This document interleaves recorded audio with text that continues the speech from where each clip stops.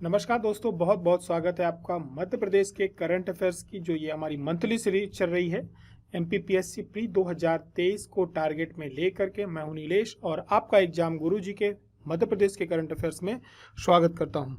तो शुरुआत करते हैं मध्य प्रदेश के करंट अफेयर्स की। इसके पहले आपको बता देते हैं कि यदि आप एमपीपीएससी प्री 2023 की तैयारी कर रहे हैं और आप टेस्ट सीरीज देना चाहते हैं तो आप एग्जाम गुरु जी की टेस्ट सीरीज ज्वाइन कर सकते हैं। इसमें 100 टेस्ट हैं। आपको ये सभी के सभी टेस्ट, इसमें से 5 टेस्ट छोड़ करके ये लाइव मिलते हैं। आपका शेड्यूल रहेगा, आप जब भी जो भी टेस्ट देना चाहते हैं आप दे सकते हैं। 63 टॉपिक वाइज है, 22 यूनिट वाइज है, 15 एफएलटी हैं। आपका शेड्यूल, आपके टेस्ट आपके हिसाब से चलेंगे। ठीक उसी प्रकार से एमपीपीएससी का क्रैश कोर्स है जिसको आप कभी भी ज्वाइन कर सकते हैं। ये वीडियो कोर्स है, इसमें आपके सभी के सभी जो यूनिट्स हैं, 10 यूनिट्स हैं, उसके वीडियो लेक्चर्स आपको यहाँ प्रोवाइड किए जाएंगे। साथ ही आपको करंट अफेयर्स के एमसीक्यू होंगे 1 ईयर के, राष्ट्रीय अंतर्राष्ट्रीय मध्य प्रदेश के, साथ ही एमपी की करंट अफेयर्स की 2023 की पीडीएफ भी आपको इसमें दी जाएगी। और सबसे बड़ी बात, इसके साथ 499 की टेस्ट सीरीज आपको बिल्कुल फ्री मिलती है। शुरुआत करते हैं पहली खबर के साथ कि ब्राजील के जो प्रेसिडेंट के आधिकारिक जो उनका निवास होता है उसमें मध्य प्रदेश की किस पेंटिंग को को लिख गया है, यहाँ पे इसको को कर लेना है, को स्थान दिया गया है। तो मध्य प्रदेश की देखिए गोंड पेंटिंग है जो कि मुख्यमंत्री के द्वारा प्रधानमंत्री को भेंट की गई थी और प्रधानमंत्री के द्वारा फिर ये वहाँ के राष्ट्रपति को भेंट की गई है। गोंड पेंटिंग होती है।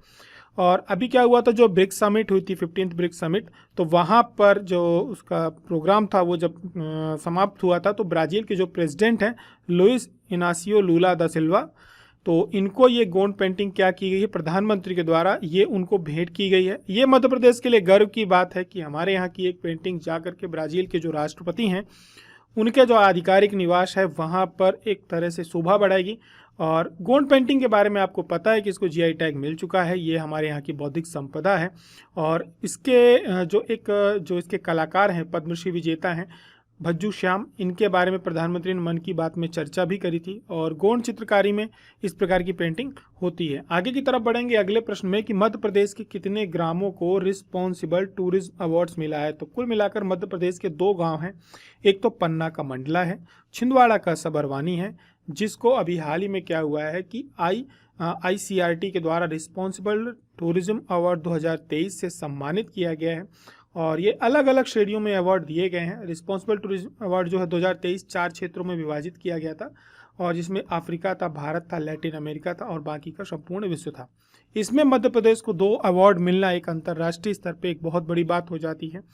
और भारत सरकार के लिए इसमें 6 श्रेणियां हैं। भारत को जो पुरस्कार है, एक तो प्लास्टिक कचरे का निपटान हो गया, बेस्ट फॉर मीनिंगफुल कनेक्शन हो गया, स्थानीय सोर्सिंग, सेल्फ भोजन वहाँ का हो गया, जलवायु परिवर्तन, विविधता, प्राकृतिक सकारात्मकता, ये श्रेणियाँ होती हैं जिसमें ये अवार्ड दिए जाते हैं। मध्य प्रदेश को ओवरऑल 2 अवार्ड दिए गए हैं। एक बड़ा प्रश्न आपसे बन सकता है क्योंकि ऊर्जा से जुड़ा हुआ है, कई बार प्रश्न पूछे जाते हैं, यूनिट में भी है हमारे, कि 2023 में मध्य प्रदेश की सौर ऊर्जा क्षमता कितनी है। तो वर्तमान में बात करी जाए तो जो मध्य प्रदेश की सौर ऊर्जा क्षमता है वो 3022 मेगावाट है। मेगावाट में बात हो रही है, किसकी बात हो रही है यहाँ पे, सौर ऊर्जा की बात हो रही है। ठीक है। अब क्या हुआ है कि पिछले कई दशकों में मध्य प्रदेश में सौर ऊर्जा में काफ़ी बढ़ोतरी आई है, लगभग 11 गुना के आसपास बढ़ी है। और वर्तमान में यदि बात करी जाए तो जो हमारे पूरे राज्य की जो ऊर्जा क्षमता है, ठीक है, पूरी की पूरी जो ऊर्जा क्षमता, उसमें से 24% जो है केवल हमारे सौर ऊर्जा से हमें इलेक्ट्रिसिटी मिल रही है और 52% की इसमें बढ़ोतरी हुई है। इसके वर्तमान में क्या है कि 1000 मेगावाट के सौर पार्क संचालित है, जिनमें से 1778 मेगावाट के आपके और जल्दी शुरू हो जाएंगे। तो उसके साथ ही 3350 की कुल मिलाकर के मेगावाट की हमारे यहाँ क्षमता हो जाएगी। ये भविष्य को लेकर के है। और 1000 की जो सोलर परियोजना में यदि आप बात करें तो 250 मेगावाट का आपका मंदसौर का सोलर पार्क हो गया, 750 मेगावाट का रीवा का सोलर पार्क है। ये दोनों मिलकर के 1000 का आपको कर देते हैं। और रीवा का जो सोलर प्लांट है इसको विश्व बैंक के प्रेसिडेंट अवार्ड से सम्मानित भी किया जा चुका है। इसके अलावा जो एक ओंकारेश्वर जलाशय है जो वहाँ पर जल रुका हुआ है, वहाँ पर भी एक 600 मेगावाट का फ्लोटिंग सोलर पार्क बनाया जा रहा है। इसके अलावा अन्य परियोजनाएं भी चल रही हैं जिसमें आपका मुरैना है, छतरपुर पार्क है, बिरसिंहपुर जलाशय है, इंदिरा सागर जलाशय है और गांधी सागर जलाशय, यहाँ पर भी सौर ऊर्जा की क्षमता बढ़ाई जाएगी। आगे की तरफ बात करें तो एक मिशन चला था, मिशन 50@230, ठीक है। इसका संबंध किससे है, क्योंकि मध्य प्रदेश में चुनाव हो चुके हैं और ज़्यादातर प्रश्न आपके एक आध प्रश्न चुनाव से संबंधित फंस सकते हैं। विशेषकर जो निर्वाचन आयोग के द्वारा अभियान चलाए जाते हैं या उसके जो ब्रांड एम्बेसडर होते हैं उनसे भी प्रश्न आ जाते हैं। तो क्या हुआ था कि जो मुख्य निर्वाचन आयुक्त हैं श्री राजीव कुमार, इन्होंने एक मिशन 50-30 का अभियान चलाया था, जिसके अंतर्गत क्या हुआ था कि ऐसी 50 विधानसभाएं मतलब ऐसी विधानसभाएं जहां पर 50% से मतदान क्या होता है, कम होता है, वहां पर जागरूकता अभियान, किस प्रकार से मतदान का प्रतिशत बढ़ाया जाए, इन सब चीज़ों के लिए पूरा का पूरा ये अभियान था। ये केंद्रित किस पे था? ये सभी की सभी विधानसभाओं में ऐसी विधानसभा जहां पर वोटिंग 50% से कम होती है, तो मिशन 50@230, तो ये सभी विधानसभाओं में चलाया गया था। प्रदेश में सबसे अधिक आवास पूर्ण करने वाली पंचायत किस जिले में है? तो मध्य प्रदेश का जो खरगोन जिला है, महाराष्ट्र से लगा हुआ है, यहाँ की जो जनपद पंचायत है भगवानपुरा की धूलकोट पंचायत जो है, यहाँ पर सबसे अधिक सरकारी आवास बनाने वाली पंचायत बन गई है। और इन्होंने क्या, जो प्रधानमंत्री आवास योजना हो या मुख्यमंत्री आवास योजना हो, इसके अंतर्गत जो आवास बनाए जाते हैं तो यहाँ पे सबसे ज़्यादा बनाए गए हैं, जागरूकता की वजह से बनाए गए हैं सरकार और जो वहाँ का प्रशासन है उसके कारण ये बने हैं। तो धूलकोट जो टॉप 50 पंचायत है उनमें रैंकिंग में वर्तमान में सबसे ऊपर है। आगे की तरफ बढ़े, बात करें, हाल ही में किसे पादप जीनोम संरक्षण किसान सम्मान से सम्मानित किया गया है? कोई और नहीं है, हमारे प्रदेश का एक गौरव है, श्रीमती लहरीबाई, डिंडोरी की रहने वाली हैं, कृषक हैं। इनके पास 150 से अधिक प्रकार के जो मिलेट्स होते हैं, मोटे अनाज होते हैं, उनकी किस्में, उनके बीज इनके पास हैं। हमारे यहाँ राष्ट्रपति जी के द्वारा इनको सम्मानित किया गया है और इन्होंने जो ये श्रीयन है इसका जो संरक्षण किया है और उसको आगे बढ़ाया है, इसके कारण इन्हें 2021-22 का पादप जीनोम संरक्षण किसान सम्मान मिला है। और इन्हें साथ ही में इसमें 1.5 लाख रुपए की नगद राशि, प्रमाण पत्र, स्मृति चिन्ह दिया जाएगा। वर्तमान में बात करी जाए तो मिलेट उत्पादन में मध्य प्रदेश दूसरे स्थान पर है। डिंडोरी जिला जो है मिलेट से सबसे समृद्ध जिले में इसकी गिनती होती है। और लहरीबाई डिंडोरी जिले की कौन है? ब्रांड एम्बेसडर हैं। बहुत सारे 150 प्रकार के मोटे अनाजों का इनके पास पूरा का पूरा एक संग्रह है। आगे की तरफ बढ़े, बात करें प्रदेश के किस जिले में बायोटेक्नोलॉजी पार्क की स्थापना की गई है? तो वर्तमान में नीमच जिले का जो जावत क्षेत्र है वहाँ पे सरवानिया महाराज एक जगह है जहाँ पर 50 करोड़ की लागत से प्रदेश का पहला बायोटेक्नोलॉजी पार्क क्या किया जा रहा है, इसका शिलान्यास कर दिया गया है, इसकी स्थापना की जा रही है। और इस पार्क की जो स्थापना होगी ये भारत सरकार का जो विज्ञान प्रौद्योगिकी मंत्रालय, जैव प्रौद्योगिकी विभाग है ना, नैनो बायोटेक्नोलॉजी पार्क, उसकी एक स्कीम चल रही है, उसके तहत ये की जा रही है।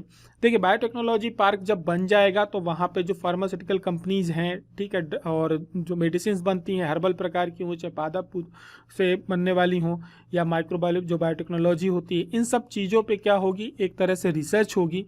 साथ ही में डायरेक्ट और इनडायरेक्ट तरह के रोजगार भी वहाँ पे डेवलप होंगे। कई प्रकार के रोजगार डेवलप होते हैं, ठीक है, तो इसका फ़ायदा वहाँ के लोगों को मिलेगा। ध्यान रखना है, नीमच जिला, यदि जिले की बात होगी तो नीमच जिला, स्थान की बात होगी सरवानिया महाराज। बायोटेक्नोलॉजी पार्क प्रदेश का पहला है। मध्य प्रदेश की कितनी विभूतियों को संगीत नाटक अकेडमी का अमृत पुरस्कार से सम्मानित किया गया है? तो वो देखिए, इसमें विभूतियां तो नहीं पूछी जाएंगी कितनी विभूतियों को, लेकिन 4 विभूतियों को दिया गया है। लेकिन हमें ध्यान रखना है, जो श्री किरण सदाशिव देशपांडे हैं इनको वाद्य संगीत के क्षेत्र में तबला में, और श्री चुन्नीलाल रैकवार हैं इनको लोक संगीत के क्षेत्र में दिया गया है। और ये बुंदेलखंड के जो ढिमरियाई परंपरा होती है, हमारे यहाँ कई बार संस्कृति कला से प्रश्न आ जाते हैं, तो ढिमरियाई परंपरा कहाँ की होती है? बुंदेलखंड की होती है। ये उसके गायक हैं, इनको उस क्षेत्र में। श्री भगवती लाल राजपुरोहित को प्रदर्शन कला के क्षेत्र में इन्होंने मालवी संस्कृति साहित्य पे कार्य किया हुआ है। श्री हीरा सिंह बोरलिया को इनको मालवी लोक संगीत में जो मालवा के भजन है उसकी इन्होंने पुस्तक रचना की थी, उसके क्षेत्र में इनको पुरस्कार से सम्मानित किया गया। एक बढ़िया प्रश्न बनेगा इस बार कि राजा शंकर शाह और कुंवर रघुनाथ शाह का बलिदान दिवस किस दिन पूरे हर वर्ष मतलब मनाया जाएगा? तो 18 सितंबर को राजा शंकर शाह और कुंवर रघुनाथ शाह का बलिदान दिवस राज्य सरकार के द्वारा मनाया जाएगा, क्योंकि इनका क्या है, 14 सितंबर 1857 को इनको गिरफ्तारी के बाद 18 सितंबर को इन्होंने बलिदान दिया था।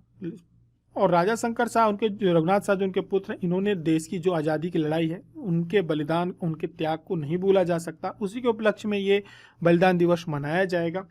और बात करी जाए तो इन्होंने क्या किया था कि इन्होंने अपनी जो कविताएं हैं और अपने विचार के माध्यम से लोगों में आज़ादी की एक जो अलख जगानी होती है, उत्साह भरना होता है, वो उसका कार्य इन्होंने किया था। और उसके माध्यम से, क्योंकि उस समय एक माध्यम था ये छोटे छोटे अखबारों के माध्यम से, कविताओं के माध्यम से, लोक संगीत के माध्यम से लोगों के अंदर अपने देश प्रेम को जागृत किया जाता था। उस क्षेत्र में इन्होंने बहुत बड़ा कार्य किया था। फिर जो उस समय पे डिप्टी कमिश्नर थे ई क्लार्क ने, इन्होंने क्या किया, दोनों लोगों को गिरफ्तार कर लिया 14 सितंबर को और बंदी बना लिया था। फिर एक तरह का नाटक चला मुकदमे का, और उसके बाद 18 सितंबर 1857 को इनको सुबह 11 बजे और तोप के मुंह पे इनको बांध करके मृत्युदंड दिया गया था, और उनके इसी बलिदान को बलिदान दिवस के रूप में मनाया जाएगा। मध्य प्रदेश का 7वां टाइगर रिजर्व कौन सा है, तो ध्यान में रखना है वीरांगना दुर्गावती अभ्यारण्य जो था, अब ये प्रदेश का 7वां टाइगर रिजर्व है। लगातार कई वर्षों से हम लोग कंफ्यूज थे टाइगर रिजर्व को लेकर के, तो ये चीज़ आप क्लियर रखिएगा। वीरांगना दुर्गावती अभ्यारण्य को 7वां टाइगर रिजर्व है, जिसको भारत सरकार का पर्यावरण वन जलवायु परिवर्तन मंत्रालय है, उसके द्वारा इसकी क्या किया गया है, अधिसूचित किया गया है। और ये 3 जिलों, यदि आपसे पूछा जाए कितने जिलों में है, तो ध्यान में रखना सागर, दमोह और नरसिंहपुर, ठीक है। यहाँ का जो नौरादेही अभ्यारण्य था वो भी इसमें सम्मिलित कर लिया गया है। मिला करके ये पूरा का पूरा टाइगर रिजर्व बनाया गया है। और वर्तमान में टाइगर रिजर्व जो नौरादेही अभ्यारण्य और ये छोटा वीरांगना रानी दुर्गावती है, इन दोनों को मिला करके जब बनाया गया है, और नौरादेही अभ्यारण्य की स्थापना जो 1975 में हुई थी। और एमपी में बाघों की संख्या की बात करी जाए तो 785 के सबसे ज़्यादा, फिर कर्नाटका, फिर उत्तराखंड है। आगे की तरफ बढ़ेंगे, बात करेंगे अगले प्रश्न की। प्रदेश की एकेडमी के किस खिलाड़ी ने एशियन गेम्स के टीम इवेंट में स्वर्ण पदक जीता है? कोई और नहीं है, ऐश्वर्य प्रताप सिंह तोमर हैं। लगातार पदक जीते हैं और वर्ष 2023 में इन्होंने बहुत सारे पदक जीते हैं। ऐश्वर्य का नाम याद रखना है, यदि आपसे पूछा जाए किस खेल में है तो शूटिंग के क्षेत्र में है। शूटिंग, ये आपको यहाँ पे पिस्टल दिख रही होगी, ये पिस्टल से शूटिंग करते हैं। निशाना में आप तीरंदाजी में मत लगा के आ जाना। इन्होंने ये क्या किया है कि इन्होंने इनके साथ जो टिकड़ी थी, दिव्यांश पवार, ऐश्वर्य प्रताप सिंह तोमर और रुद्रास पाटिल, इन तीनों ने मिलकर जो 10 मीटर की एयर राइफल प्रतियोगिता होती है, चीन के हांगझाओ में चल रही थी ये, वहाँ पर इन्होंने विश्व रिकॉर्ड बनाते हुए स्वर्ण पदक जीता है। ये रिकॉर्ड जो था पहले चाइना के नाम था।